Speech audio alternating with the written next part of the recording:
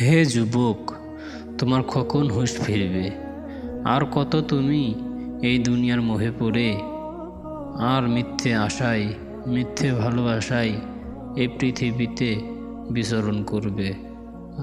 তোমার কি দিলে একটুও আঘাত লাগে না? তুমি এখন তো যুবক রয়েছ, একদিন বৃদ্ধ হবা। সেদিন আর তোমার এই আরাম আয়েশ, এই মজমাস্তি সেদিন তোমার কাছে তুচ্ছ মনে হবে। আল্লাহ তাআলা বলেন, হে আমার বান্দারা, তোমার কাছে আমি যৌবন বয়সের হিসাব নেব, ছোট্টবেলার হিসাব নেব না।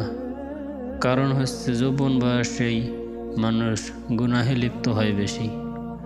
তাই প্রিয় মুমিন ভাইয়েরা, আখিরাতের কথা স্মরণ করে, পরকালের কথা স্মরণ করে আমরা যুবক বয়সে বেশি বেশি ইবাদত করব এবং আল্লাহ তাআলার হুকুমগুলো সঠিকভাবে পালন করার তৌফিক দান করুন।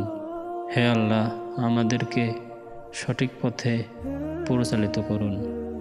আমরা তো গুনাহগার, আমরা তো গুনাহ করতে ভালোবাসি।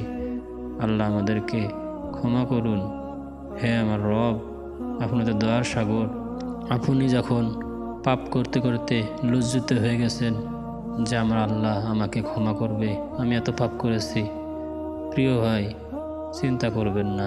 আল্লাহ তাআলা বলেন, হে আমার বান্দা, তুমি যদি আকাশ পরিমাণ, হিমালয় পাহাড় পরিমাণ, সাগর পরিমাণ পাপ যদি করো, একবার খাঁটি তওবা করে আমার কাছে মাপ চাইলে আমি সব পাপ ক্ষমা করে দেব। আলহামদুলিল্লাহ, আল্লাহ আমাদেরকে এত সুযোগ দেওয়ার পরেও আমরা গুনায় লিপ্ত থাকি, গুনার পর গুনাহ করতে থাকি, আমাদের বিবেকে নাড়া দেয় না। তাই প্রিয় মুমিন ভাইয়েরা, গুনাহ ছাড়ুন, আল্লাহর পথে ফিরে আসুন। আল্লাহ আমাদের সকলকে ঈমানের সাথে রাখুন। যৌবন বয়সে বেশি বেশি ইবাদত করতে তৌফিক দান করুন। আমিন। প্রিয় মুমিন ভাইয়েরা, আপনাদের জন্যই কষ্ট করে কন্টেন্ট বানাই। তাই ভিডিওটি ভালো লাগলে অবশ্যই লাইক, কমেন্ট, শেয়ার করে যাবেন। আমাদের চ্যানেলে নতুন হলে অবশ্যই সাবস্ক্রাইব করে যাবেন। পাশে থাকা বেল আইকনটি অন করে যাবেন, যাতে করে আমাদের নতুন নতুন কন্টেন্ট আপনাদের কাছে সবার আগে পৌঁছে যায়। জাযাকাল্লাহ।